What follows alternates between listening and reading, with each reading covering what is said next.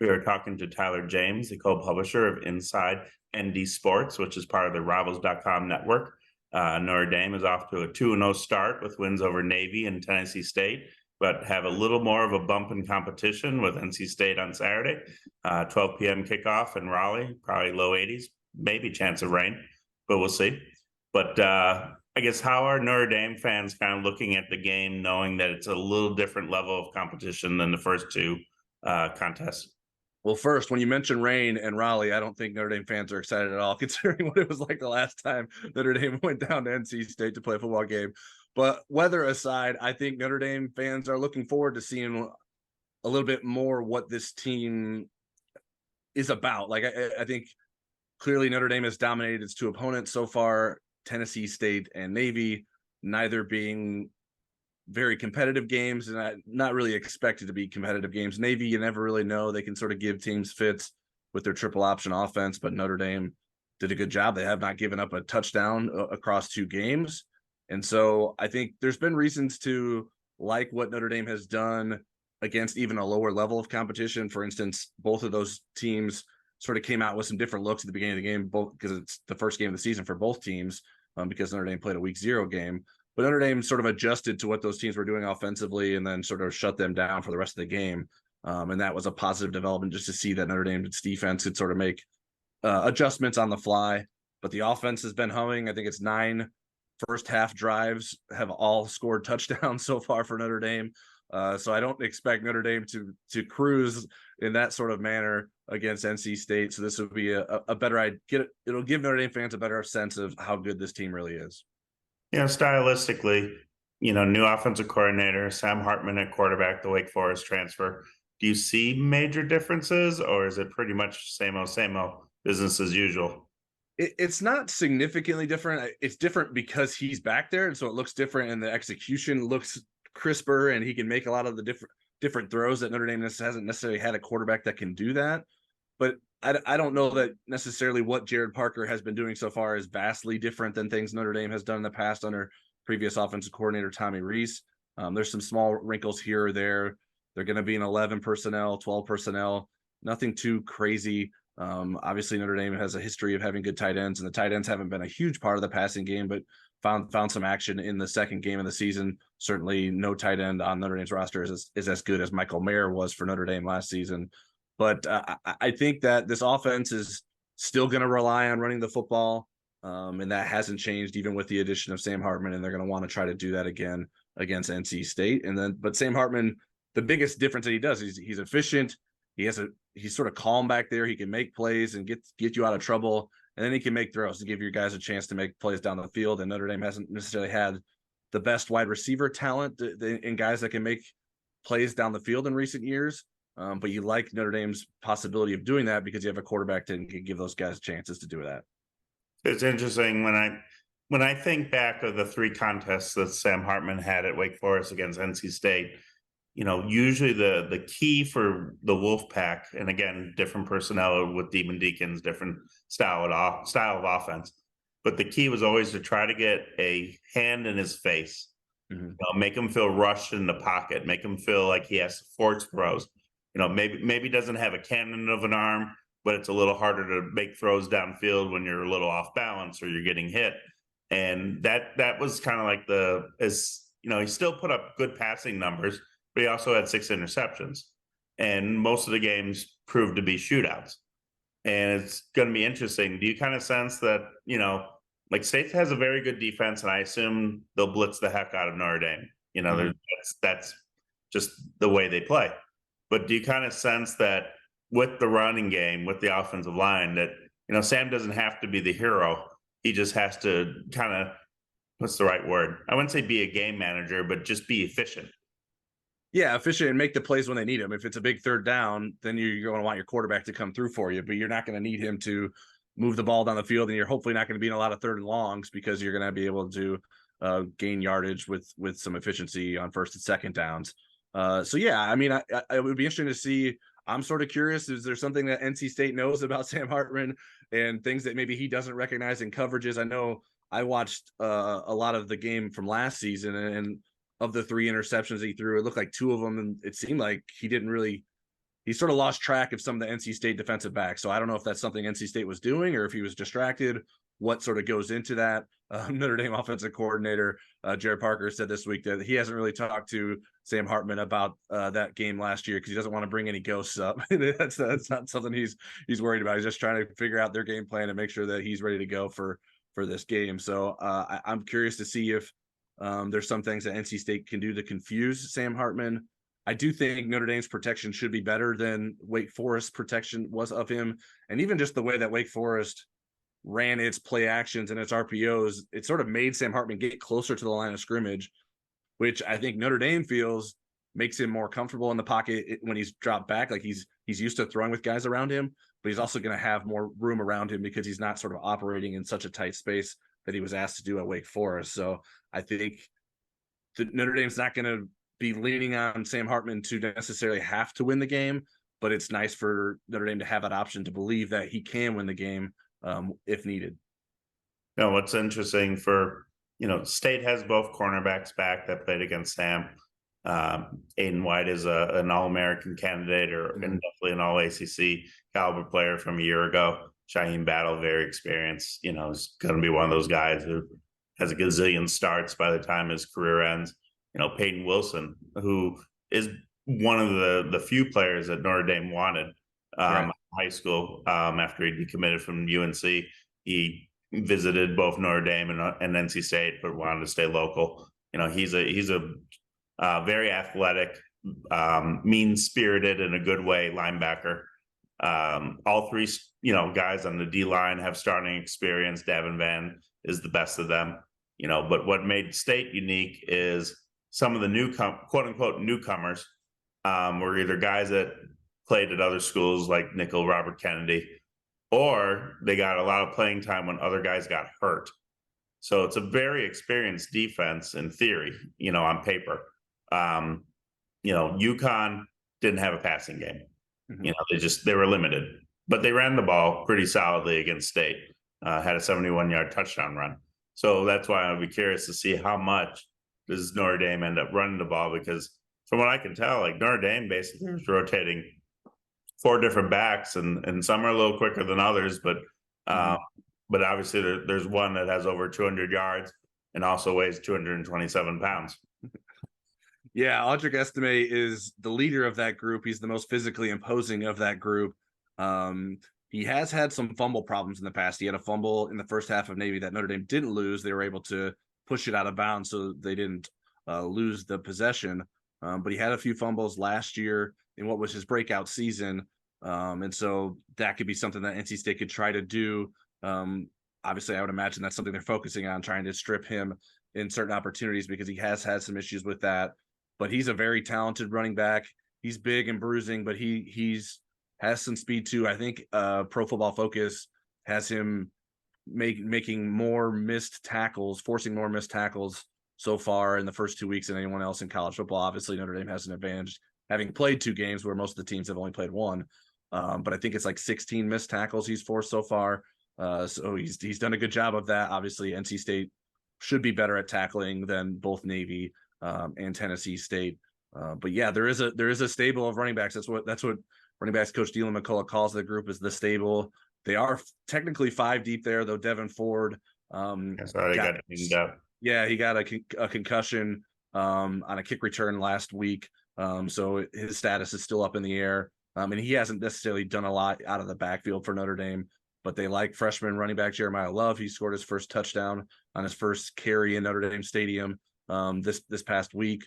Jabron Payne is a running back who's versatile. And Jadarian Price is someone that has a really high ceiling. He's coming back from an Achilles rupture last year, but has had some explosive plays already so far in the first 2 games. So there's a lot to deal with there from the running back position that Notre Dame has, which goes a long way in taking some of the weight off of Sam Hartman's shoulders.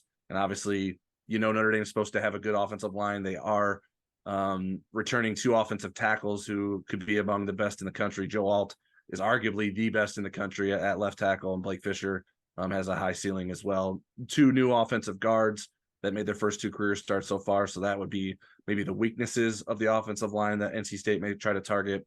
But overall, they've been a pretty good unit, both in run blocking and pass blocking through the first 2 games. Yeah, it was funny. It didn't, for some reason, I just didn't realize who Alt was, until I started reading the preview magazines during the summer. And it's like, oh, the son of John Alt, Yeah. it's like, Chiefs memories. And, you know, like, I mean, he was a great, great tackle for the Chiefs. And obviously his son looks like he's well on his way to maybe even surpassing dad. But, it was fun just, seeing an NFL legacy like that. And, I'd have to think like who the older Alt played with. It might have been maybe Okoye or Carlos Carson, that era of the Chiefs. Maybe even a little Joe Montana at the end of his career. But you know, I think when I was watching the Notre Dame defense, obviously, State's offense nothing like Navy, and I'm sure I didn't watch Tennessee State, but I'm sure they had their way. But who did you kind of think will be the playmakers on defense this year? Who would be guys that are expected to come through as a pass rusher or as a tackling machine? I know Ben Morrison has 6 interceptions a year ago in the secondary, but I don't know if there's a guy on defense that the NFL is salivating over like past Notre Dame teams, but that doesn't mean that they can't have a very solid college defense. Yeah, there's a lot of experience returning, but there isn't necessarily that one NFL caliber guy that stands out above the rest. Last year it was Isaiah Foskey, who left Notre Dame as the all-time career sack leader in program history. So they're replacing him as a big focus. Jordan Botelho is a defensive end that has had some success as Foskey's backup and now as a starter. He was a linebacker previously and has moved down to the position. So Notre Dame likes his speed and explosiveness. He's a very aggressive player, but that can also play against him sometimes. Javonte Jean-Baptiste is another defensive end that has some freakish tendencies. He's a graduate transfer from Ohio State and was stuck behind some really talented defensive ends at Ohio State and is getting more playing time here at Notre Dame. At the linebacker level, there isn't necessarily top end NFL talent. Maris Liufau is someone that maybe could be an NFL prospect, but played a lot last year, but sort of struggled and didn't make a lot of plays, but has had some pretty good performances the first 2 games. Benjamin Morrison, like you mentioned, had 6 interceptions as a freshman last year and is a very good shutdown cornerback. Cam Hart on the other side is a guy that has some NFL traits, has struggled with injuries at times throughout his career, but is healthy now. And should be a very good player for Notre Dame moving forward and has a bright future as well. So those are the sort of the names to know at sort of every level there. The interior defensive line, Riley Mills is a defensive tackle who looks physically imposing. Like he's the guy that's like, wow, I don't know what we're going to do with him, but he hasn't necessarily matched that with his production throughout his Notre Dame career. He's now settled into a defensive tackle position after moving back and forth between tackle and end. And I think he should be more productive there. But he's someone you definitely have to account for, and I think you would notice when he gets off the bus because he's a pretty impressive looking kid. Yeah, it'll be interesting because State scored 24 points against a pretty veteran unit from UConn, but they still left you kind of wanting more. They looked at it as they left some points out there like most teams do. So in their heads, that I don't think they could have scored 30 plus pretty easily. But what they didn't have was what the big theme of the week is: explosive plays. Mm-hmm. Last year, State had 4 passing plays of over 40 yards the whole season. The longest passing play against UConn was 19 yards to the running back. 18 yards was the longest pass to a receiver. And then the other little dynamic, subtle thing was they had 5 different short yardage situations where it was 3rd and short or 4th and short, and they went 2 for 5.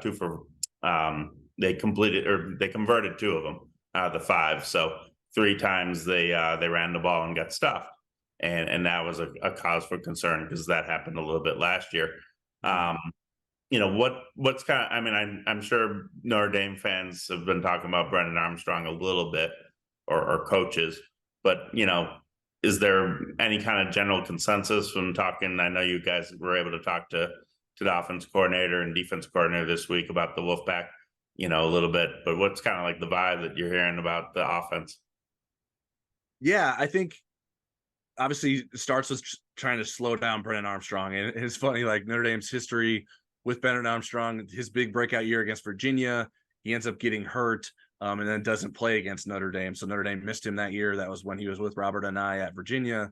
And then last year, Notre Dame plays against Robert and I at Syracuse, and Garrett Schrader, his star quarterback there, gets hurt in that game as well. So Notre Dame's been pretty fortunate in going against Robert and I offenses when they don't have all their other weapons at their disposal. And so I'll be interested to see like what Notre Dame does to try to slow down Brennan Armstrong. I think Notre Dame has to be very careful in its like pass rush integrity and making sure that they don't get out of their lanes, don't give up contain, because he can obviously kill you with their legs. My question, and obviously Notre Dame's going to be ready for whatever NC State throws at them, is does NC State have those dynamic playmakers who can help out Brandon Armstrong and make things happen? Do you have a good answer for that? Do you feel very confident in any of those offensive weapons that NC State has? The guys that I've been hoping, if I was a State fan, to emerge in some way are the younger guys. I think Keon Lassane is the veteran receiver. They kind of know what to expect from him. He's played a lot, but they're one of those unique groups where they have 10 sophomores that are either true sophomores or redshirt sophomores. Like that's a lot. I think it's 10, and then they have one true freshman, kind of two. They have like one of these freshmen who is like a quasi like flex tight end / receiver, very gifted receiver basically in high school, who is got enough size to do some things as a freshman named Javante Vereen. But the two that the hope for in terms of just this year and moving forward into the future, they have a 4-star Rivals.com 4-star freshman named Kevin Concepcion, who's from the Charlotte Chambers High School, very successful high school program. Played for the state title, I believe 2 different years.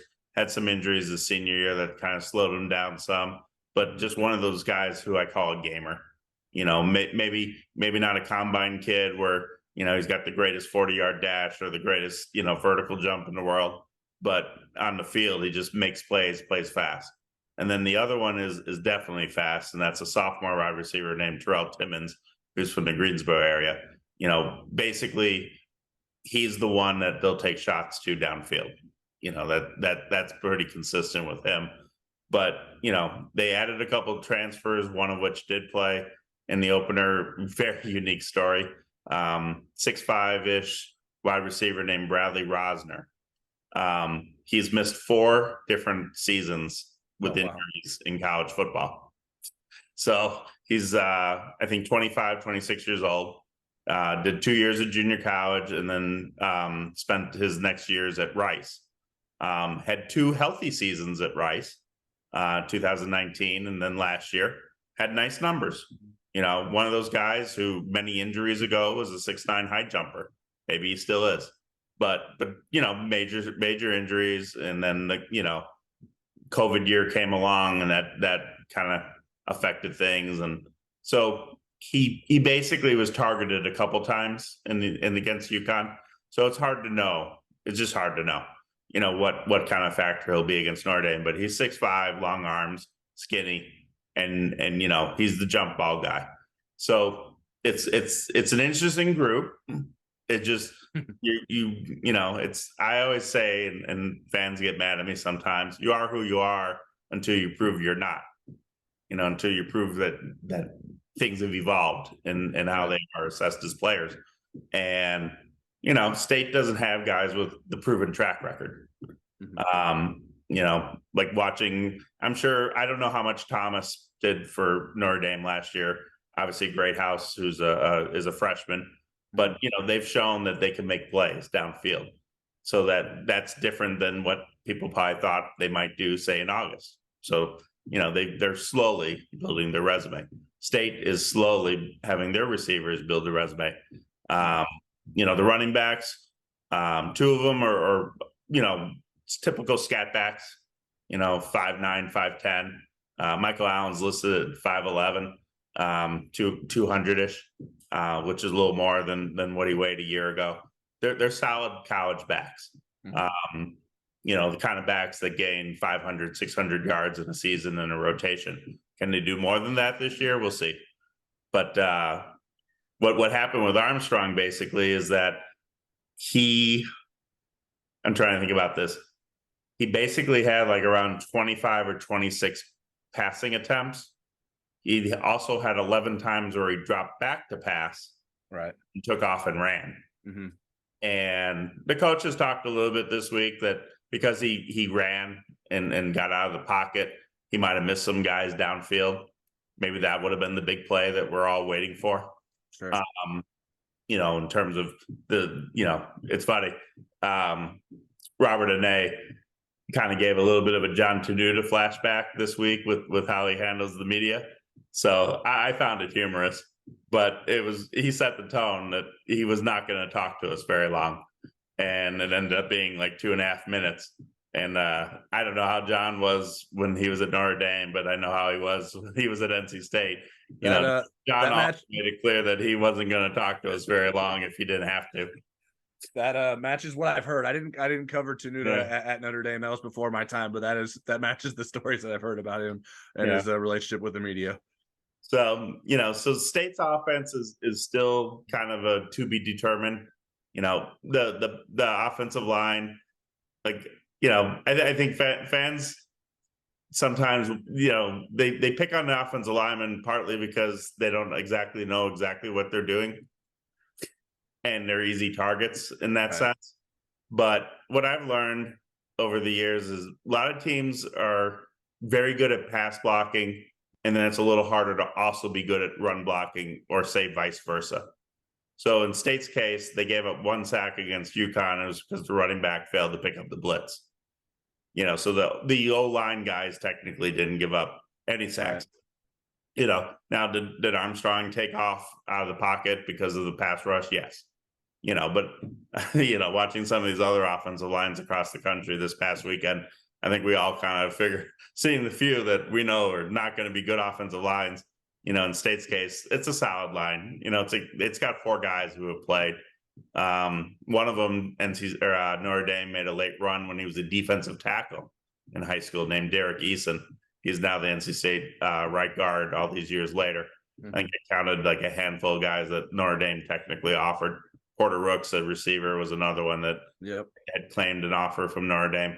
And then 2 years from now, in 2025, Gus Ritchie. So there's not a lot of, I've learned, looking at the rosters, there's not a huge amount of recruiting overlap.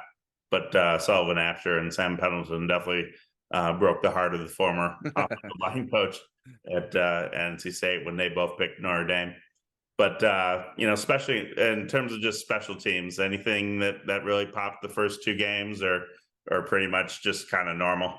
Well, Bryce McPherson, the Notre Dame's punter, only punted twice, and that was in this past game, and that was in the later parts of the game. So he hasn't had a lot of high leverage punts yet. He's homecoming. This is his homecoming. Yep, and he's a sophomore. He was in line to potentially be the starter as a freshman, but he had an injury right at the beginning of the season. He was at least going to be the kickoff specialist for Notre Dame.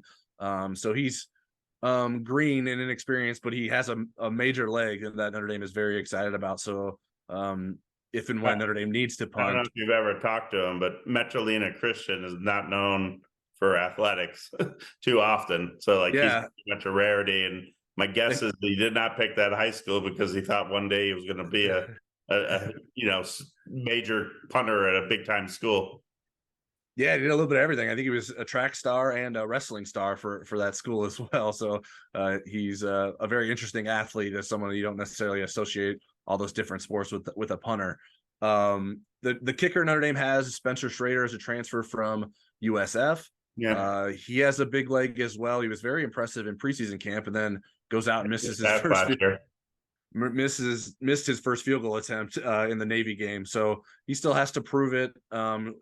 Again, like South Florida wasn't playing in a lot of games that had a chance to win, so the pressure was a lot different there than it is at Notre Dame.